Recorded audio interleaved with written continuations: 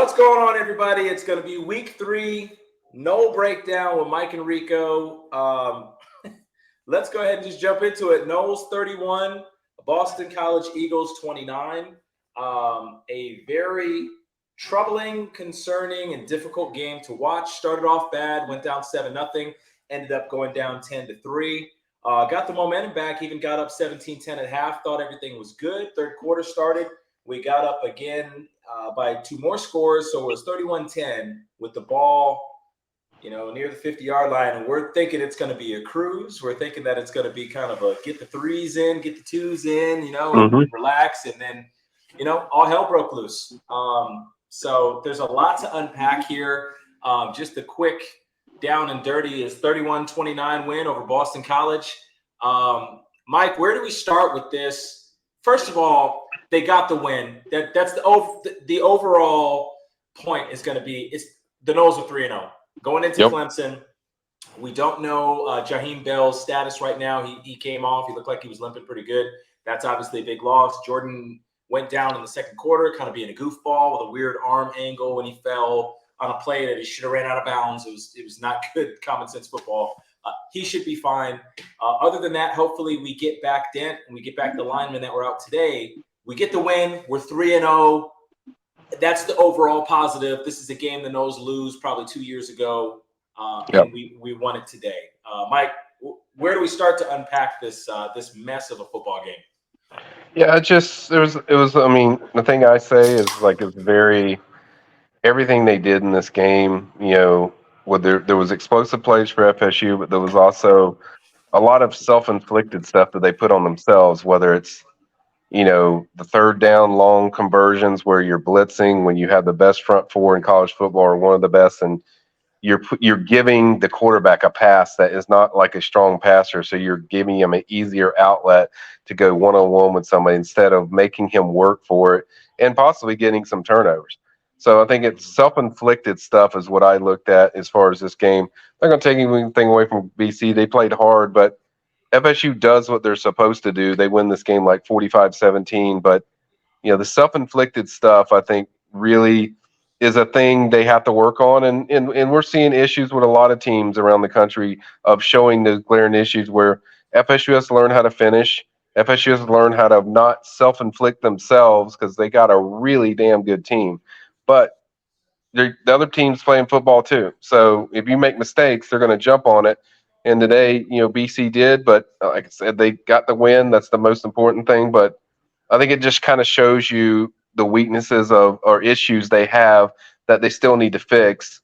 And certainly got a big one with Clemson next week in Death Valley. But the main thing is getting the win and learning from those mistakes, whether it's coaching, decisions you're doing, or just self-inflicted plays you call, or just self-inflicted things from the players where you just got to be smarter about it. Like in the first half when Jordan got hurt, all you had to do was go out of bounds, and he went back inside and he got hurt. Like there's no reason for you to do that stuff. There's no reason to blitz linebackers, leaving your whole middle of the field open when you have 4 guys like FSU has on the line. So it's just inflicted stuff that I would be more concerned if FSU played this game and it was like tight the whole game, and then they just eked it out or whatever. But they dominated this game at certain points, so that's very encouraging with that. But they have to learn how to stay away from these self-inflicted things, and they have to be smarter and coach smarter.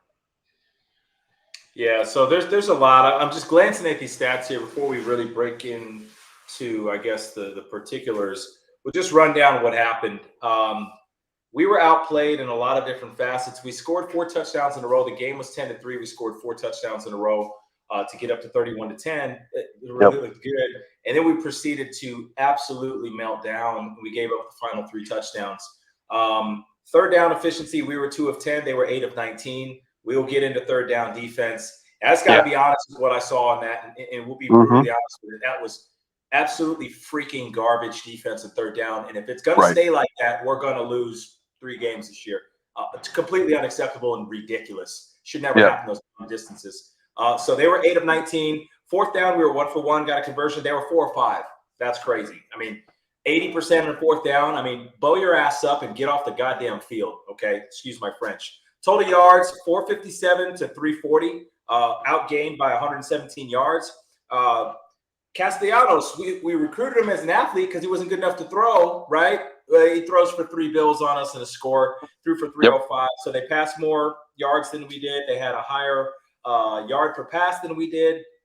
He did throw an interception, which was a tremendous play by Lundy, kind of leaning back, making a play on kind of a ball carom. They outrushed us 152 to 128.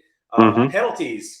I mean, thank God they were sloppy and they were doing a lot of stuff because they were trying to get back in their sets quick. They were leaving early. They were doing a bunch of clapping and a bunch of goofy stuff on the defensive line that they were getting called for. So they were sloppy, 18 for 131. Thank God they were, because it ended up being a difference in the game. We had 5 for 45. We had 2 turnovers to their 1, so they beat us in the turnover battle. And they also sat on the football longer than us. They had the football for almost 7 more minutes. In all facets, the Boston College Eagles essentially over the course of 60 minutes outplayed us. Now, how did we get there? Some of the sloppiness that when we were up 31 to 10, I mean, you're talking about a play in the flat. Well, actually, the play that happened before that, we give up a score. Okay, they come down, they score. Third down and in forever, and they convert it, and they come down there, and of course, we allow for the consummation of the score to happen. So now we're only up a couple scores. And then we do a squib kick, not even an onside kick, a squib kick. And one of our best players is all by himself, nobody around him for 10 yards, and he tries to pick it up and ends up kicking and bobbling it. That's just an inexcusable play that just Benson is so much better than that. It speaks to lack of concentration and preparedness. And in this game, I don't know if this was the smack in the mouth we needed, if we think that we're so good or we're so high or we're back or all that bullshit. You better get your ass prepared to play each and every week, because Boston College has 85 kids on scholarship too. This is their red bandana game where they're honoring a guy who ran into a burning, building to go save people. So they're playing for something. And you cannot have those lapses in judgment and concentration, and it bit us. So then that happens, and then they go score, and then we come back and we run a play in the flat, Mike, that I know that you hate, to our best pass catching back. He gets hit and then absorbs the hit and then tries to spin and just throws the damn ball to the side and gives 7 points or 6, because I think they went for 2. I mean, that's just not championship football. It's not top 5 football. It's not top 25 football. And luckily, we were able to get out of this with a win. But that type of stuff there, it's cliche to say you got to clean it up, right? I mean, that's alarming mistakes that should not happen. That's when you think you're over. It's one thing to be in a battle because the team plays so up and they make a bunch of plays. And I don't want to take away from Boston College because they did make some good plays in third down. But I'm sorry, this was FSU just with their head up their ass for a good portion of this game, making this competitive when it shouldn't have been. It was 31-10 with the ball at midfield. We call aggressive plays, and we go stick that in the end zone, 38-10. This game's over. This is a 45-17 wallop. We don't get anybody hurt, and we're playing threes. But we got lackadaisical. We lost concentration, and we started doing goofy shit. And this is why we ended up with a ball game that we damn near lost.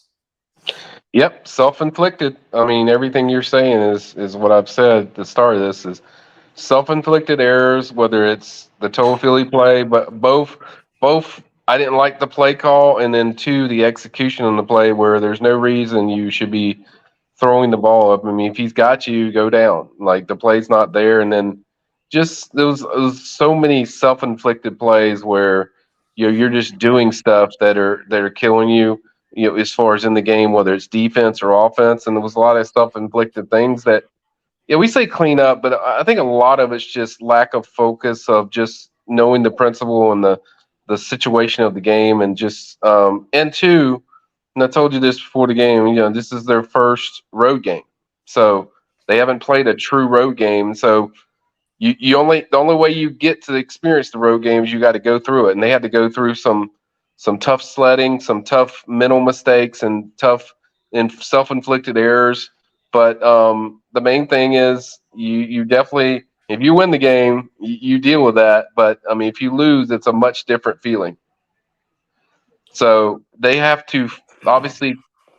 I think it's going to get them more directly locked in, because I think the focus, even when we were talking during the game, is like, I think the focus we forget is like they were completely dominating this team in the second half. They were They killing this were. team.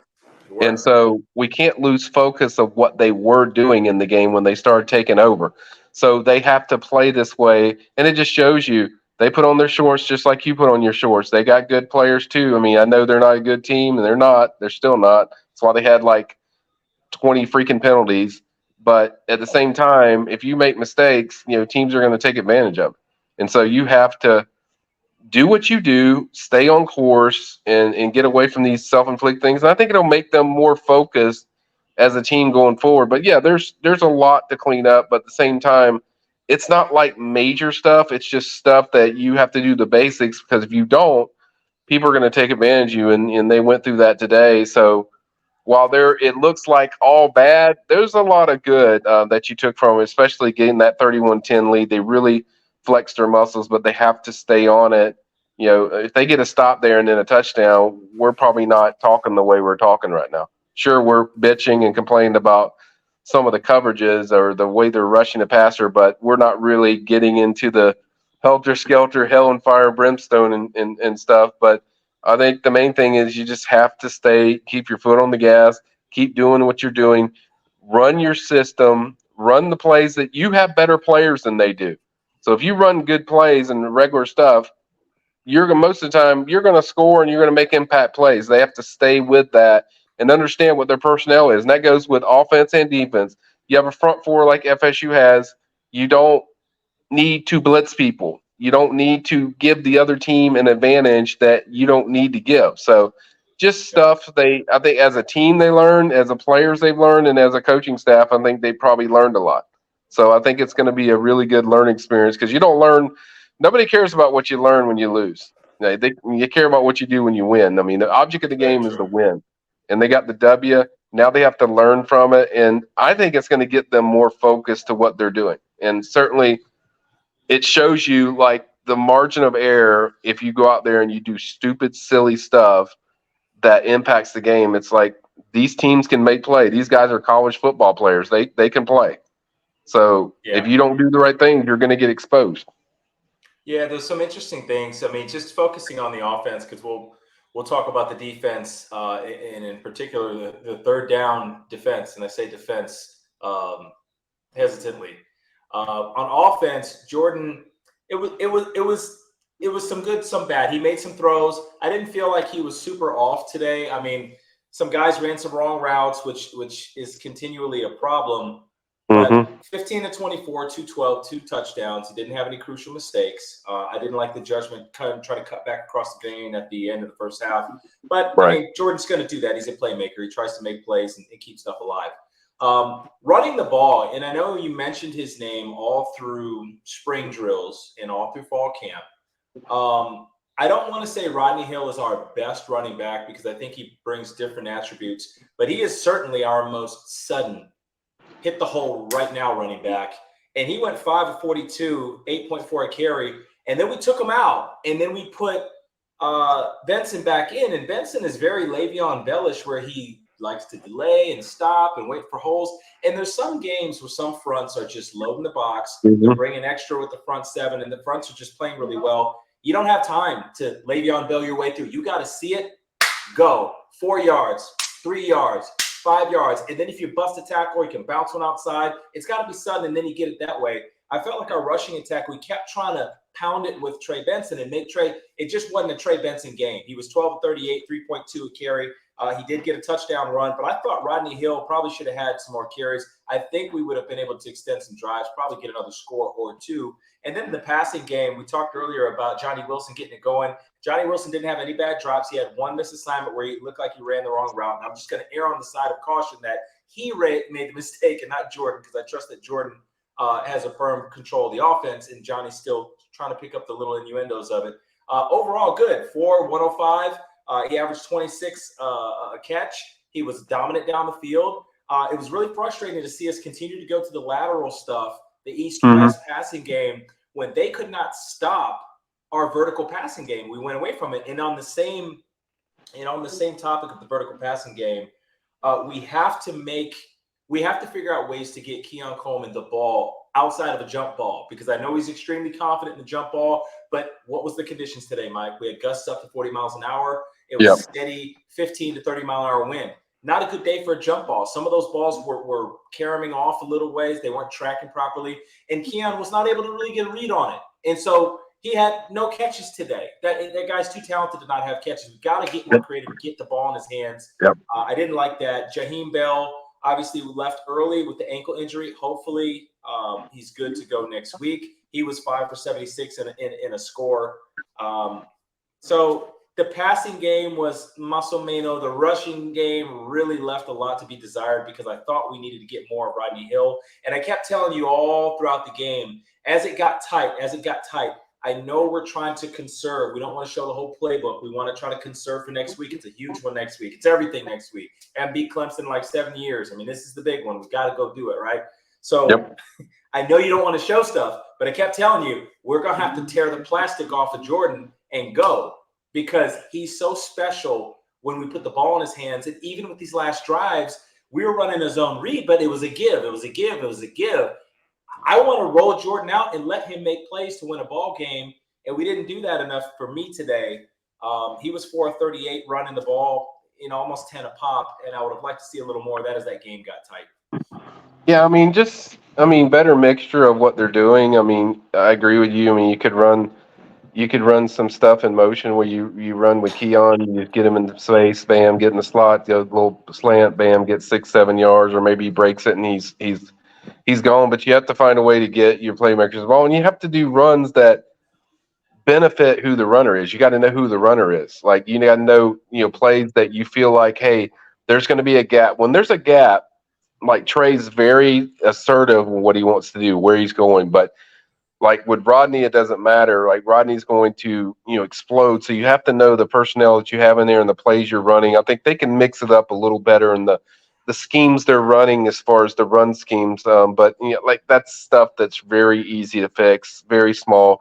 But I think Rodney, I think Rodney's their best running back right now, because of there doesn't need to be a hole for Rodney to get there. Like he's going to get you 4 or 5 almost every time. Right now.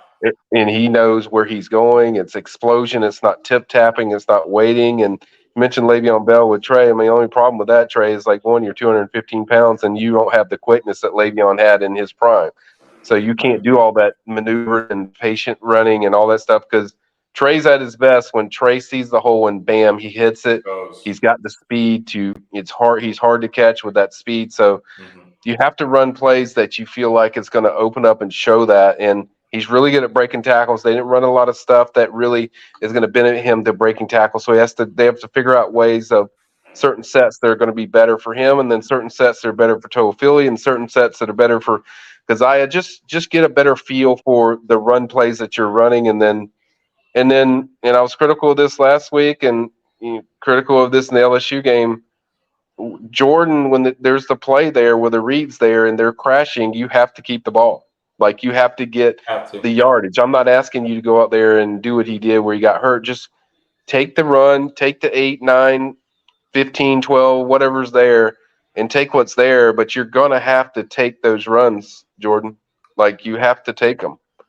You can't just hand the ball off anyway. So Jordan's got to do a really better job of reading where the play is going and what the defensive ends are doing or what the linebackers are doing on those plays. He's got to read it better. I was going to add one thing. I skipped the sloppiness of the game. What's going to be lost here is a play, and I know you're going to know which one I'm talking about. 4 minutes to go. They punt us the ball. Defense gets a great stop. They opt to punt. I think it was maybe 3 minutes ago. 4 minutes, 3 minutes. They kick the ball.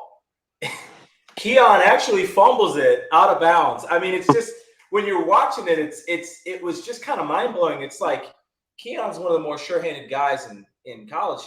For a couple of weeks, I mean, he's been absolutely lights out. I think Kuiper's got him number 17 on the big board. So to see that, it really kind of made you question our preparation for this game. I mean, it's one of the best players in the country, we feel, and this is crucial. I mean, if that punt is muffed and they get the ball, they're on the 40 going in, down 2, to win it. Yeah. And it's just like, it's just kind of mind blowing that This is after we've already had a fumble on a kick where nobody's around us. We just muff it. Instead of fall on it, we try to pick it up and then we goof it around. And then we have just a Barnum and Bailey fumble on a swing pass. It just gives them 6 points. Just here you go, right? I think And it's then we almost, still get that. Man. yeah, and I think it's like when you have a few things like that happen, it's almost like a snowball effect where something else bad happens. It was like a comedy of errors where it's like, yeah, you can build confidence when things are good. And we saw that when they were running their offense. It was click, click, bam. They were scoring like really fast, FSU was. Yeah. But it's like when things are going bad, like this situation, things like that happen because you're not, the confidence isn't there. So they have to learn to fight through that stuff. And that's another thing they can do. But like I said, they go back to you jumping out to a 20 or 31-10 lead. They really were explosive, but what they have to learn is sustainability to what they're doing. Yeah, they have to learn to be sustained, and they have to learn how to handle adversity when those bad breaks happen, like the Keon fumble out of bounds or toe Philly play where they scoop and score. They have to show better responsiveness of coming back and handling the stuff. They have Yeah. to do that. Yeah, so if we move over, I mean, we talked enough about it offensively. I felt like our offense didn't have the killer instinct tonight or today. It was Yeah, this morning. It was an early start this morning. It's Central Time for me. So, 11 yeah, a.m., the game's, ball's kicking off. It didn't feel like we had the killer instinct. And we I agree. had several opportunities to put a fork in him. And that's what upset me with Jordan with the gives. Like, I get you're trying to preserve him. I get he had an injury scare. I get that. But there comes a time when you got to rip the freaking plastic off and Yep. go.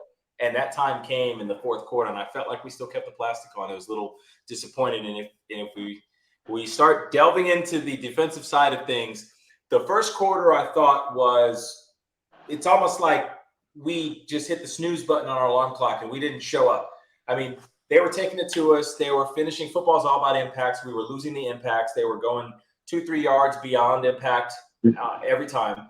And they just drove down the field with us. I mean, it's almost like they didn't even need a punter, to the fourth quarter. And they got 10 points in their first two drives. And then we kind of buckled it down. And then we started playing pretty well, getting some stops. We got the pick from Lundy.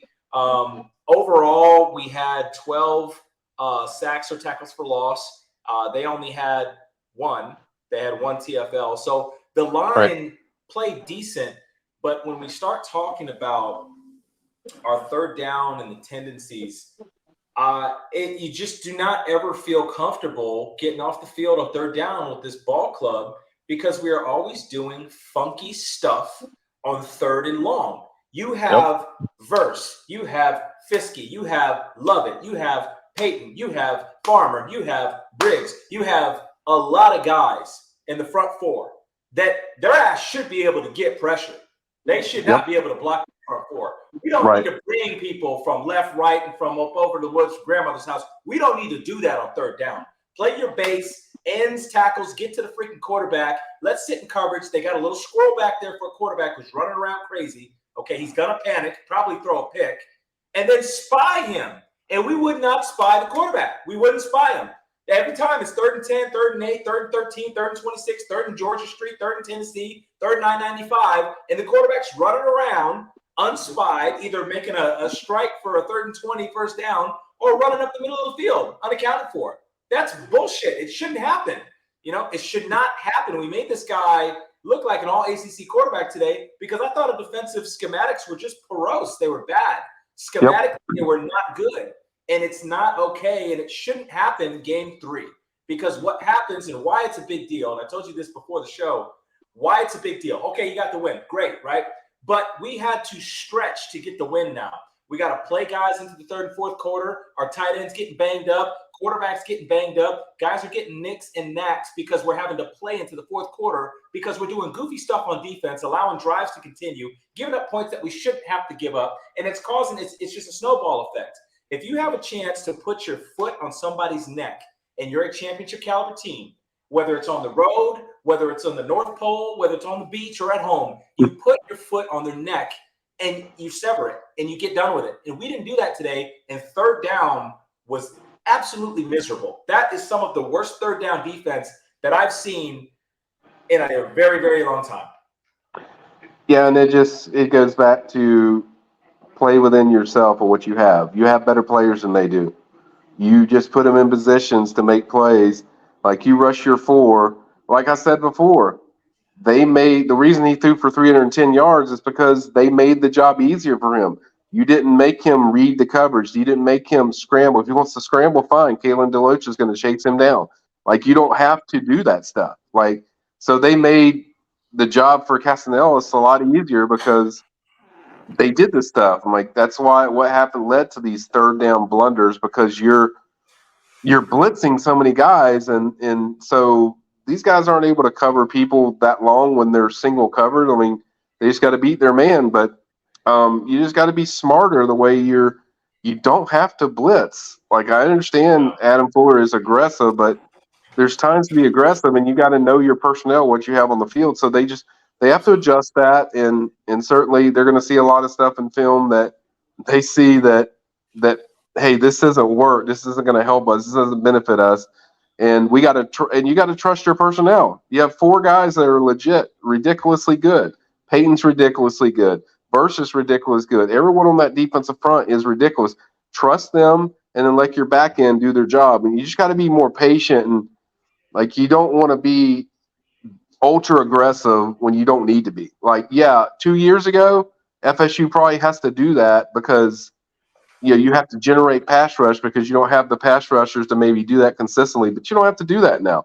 So play within yourself, play your base, trust your guys, and I think the main thing is just trusting your guys more. And we saw that later in the game in that when they got that 31-10 lead, they got two straight stops because they trust their base, they let their base run, and they contained them. And I think it got a pick in one of those drives. So when they trusted their base, they did that. So I think it's a learning experience to show the coaches what works and what's going to benefit them. And I think it's going to be a very good experience for them because you see now what works and what doesn't and what can get you into trouble when you do that. So now they just have to execute that more consistently because we saw in pieces we're looking at like 31-29 game, but you saw bits and pieces when they didn't rush blitz those guys. Bam, drop your guys in coverage, stops, get off the field. Bam, FSU's got the ball. So they have to do a better job of just trusting your base and what you have in the formation and then go with it. Yeah, I mean, unhappy with the start of the game, unhappy with the focus of the game. But to the kids' credit, they rallied. We got control of the game. We talked about only being down a score at halftime. We'd be happy. Mm-hmm. We were up a score. I mean, they came back and got the ship righted. Came into the third quarter, got the ship really righted. We were cruising, and then we proceeded to give up the last 19 points of the ball game. And to me, I wouldn't be down on the actual kids because I felt like this was the play calling, our defensive schematics, what we were trying to do from a schematic standpoint was bad. It was just bad. It was bad. I look at it like over aggressive. I look at it like over aggressive when you don't have to be. Like they're almost like over coaching where you're being too aggressive, where you want to put your foot on their neck so bad that you're not thinking about, hey, if you just run your base, trust your guys, they're going to make a pressure play. I always say you want to make somebody uncomfortable. The one way you make them uncomfortable, you did a good job getting them on third and long. So that's a positive. That's the thing we haven't talked about. Getting them in third and long is good. Now you got to make them pay where you put the pressure on them where that doesn't mean you bring more guys. It just means put pressure on them to go out there and make a play. Yeah. And that's what they have to do better.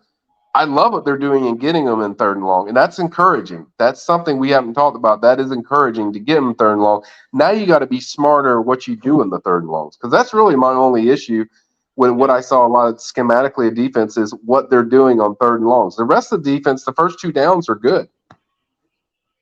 Yeah, they were consistent on first and second down, but what was deflating is you get a big sack on third down, or excuse me, on second down to get them into the 3rd and 16, or they jump off sides. It's 3rd and 8, they jump off sides, now it's 3rd and 13, and they still got 8 of those. And so they're 8 of 19 on third down conversion. You're like, oh well, that's less than 50%. Yeah, But then they Yep. turned around and went for it on fourth, and they got 4 out of 5. So they're 80%. So it's just defense has got to get off the field. I will say I like what we do when we get down into the goal line area. I feel like the team bows up. They take it personal. They punched it in a couple times on us, but we also got to stop on fourth down. Yep. So I do like that. But the third down concentration, we've got to clean up what we're doing on third down. What we're doing, it's got to be some type of cover 3. I'd have to go back, look at the film to see what type of coverages we're in.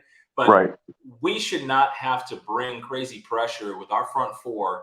And if we play a mobile quarterback, for the love of everything holy, spy the quarterback every time, every play. Spy him so that he does not have the option to just scurry out there and go get 13 yards because he's spied, right? Make him make throws in windows. This guy was not able to throw in the middle of the field. What he was doing is he was hitting crossing patterns on the sideline where the defender isn't there because he's not coming from the sideline. So that's all he was doing, and he was able to escape the pocket east and west because we weren't decontaining. We de-contain him and we spy him. I think we would have been a lot better. Now, maybe Boston College was doing something to where they were hook blocking and they weren't allowing for the DN to maintain that leverage.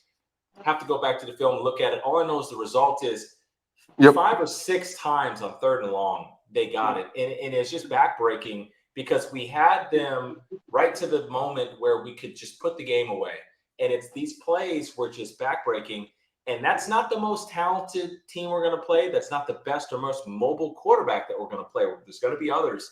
And it's concerning because we kind of showed some real chinks in the armor. And in the overall, and I guess the more overlapping takeaway from it is this. The country is still not quite sold on Florida State. And after today, it's going to be even more so the case because we showed so many chinks in the armor. It's, style matters. The win ultimately is terrific. You get the win, you're 3-0. Okay, great. But style matters. It does. And it's every week you're putting the belt on the line of who you are, what you represent, how you play, And today it just really felt like a step back through victory, but it felt like a step back. And I say that because the start was awful and then we corrected it. And so you're like, all right, well, that's a plus. They came back and they got the ship righted. Then you get up there and you get comfortable, and then it's like the bad habits came back. And this kind of like a lazy performance, that's not championship football, and that can't happen. So it's going to be a big ask and a tall task for the staff to get these guys refocused. It's going to be a crazy environment next week. This is a team that's won the ACC every year for like the past 7 years. They've been kicking our butt for a while, and we got to go in there and be concentrating on delivering a message next week, and that means everybody's got to be in the boat, and we got to cut out the silliness that you saw today. Yeah, I mean, and I'm not as concerned though with it as you are with some of the stuff that happened because of the self-inflicted things that I think are very easily, and it shows you on film what is not working and what is working. Now, if you see the same stuff that consistently week by week, then I'd be worried. But I'm not as concerned about it. But it's certainly a concern. It shows you your issues. I've talked about that all day, that there's issues each college football team has. And certainly that's one of the issues with FSU. And they got to learn. The thing that's concerning the most to me is they have to learn how to absorb adversity.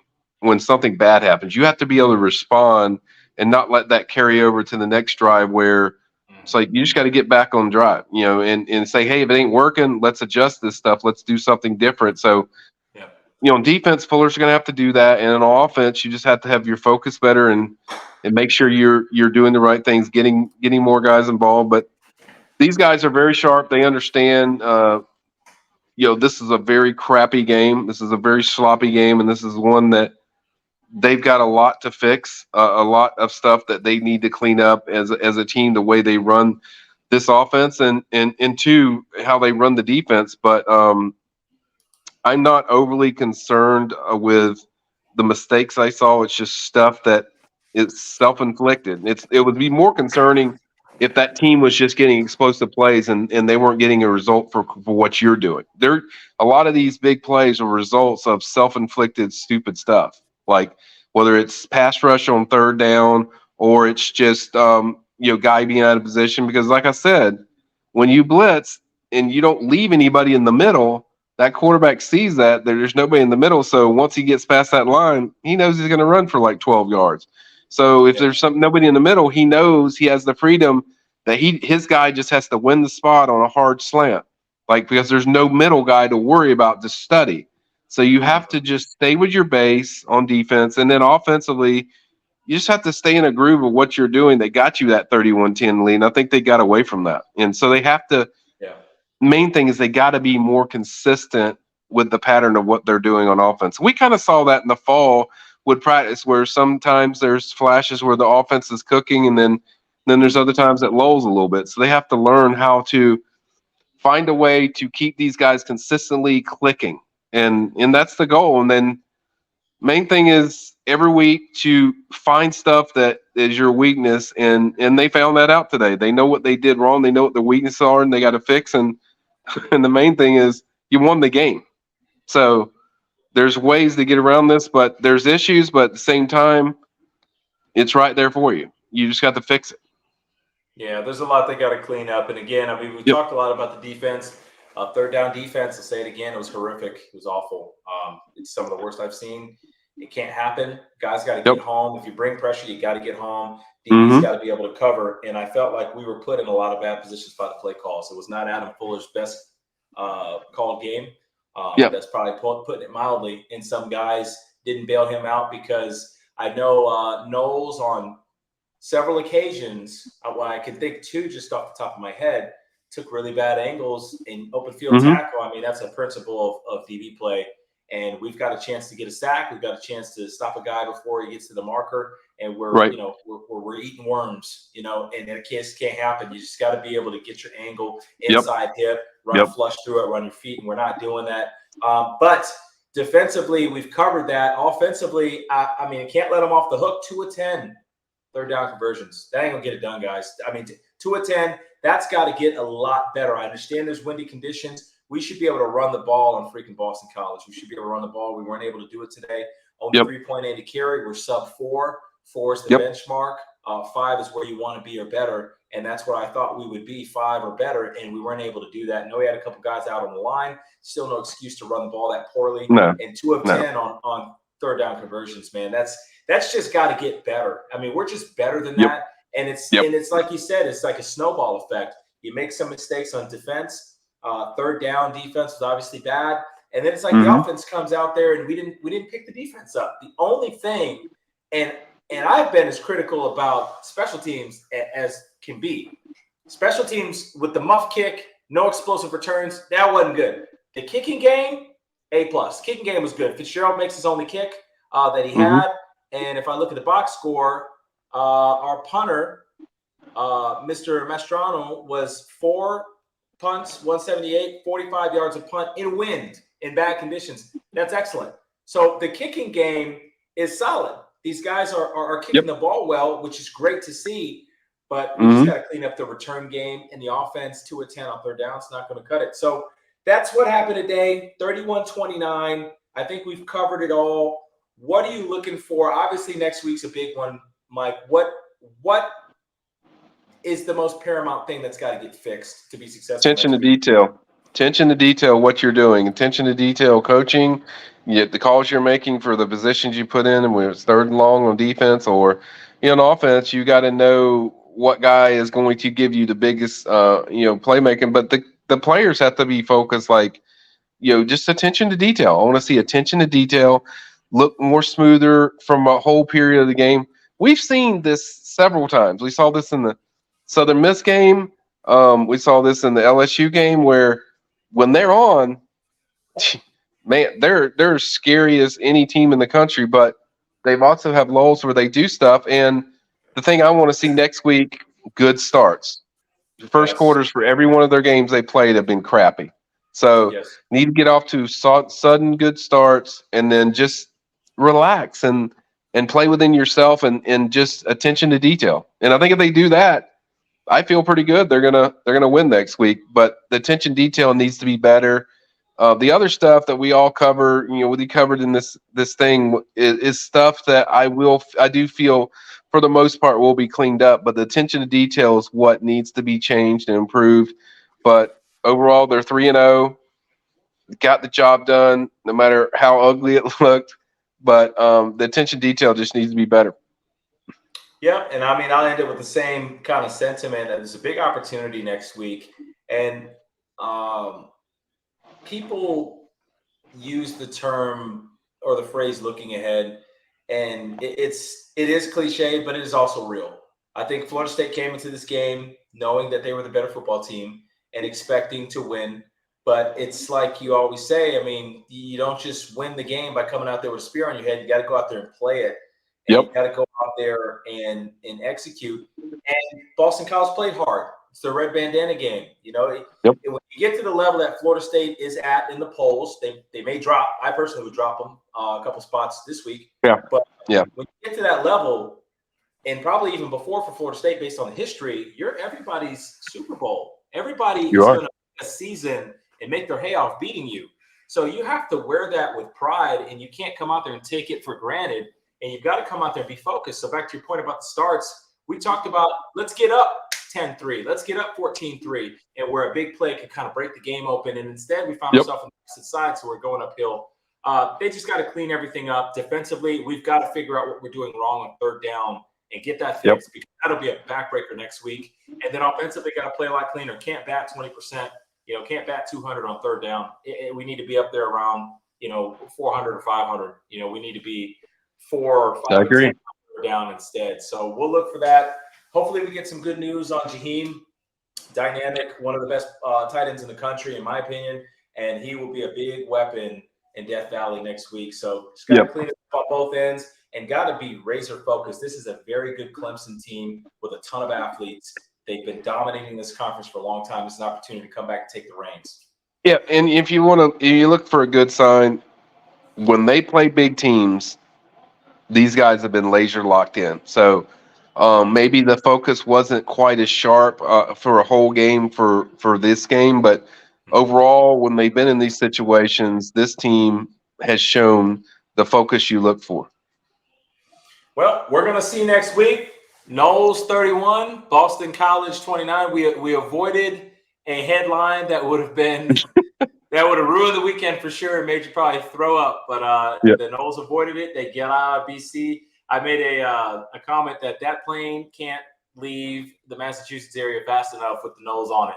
Get the heck out of there. Yes. Get the heck out of there. It's Tallahassee next year. Yeah, I hate playing that place, and it's.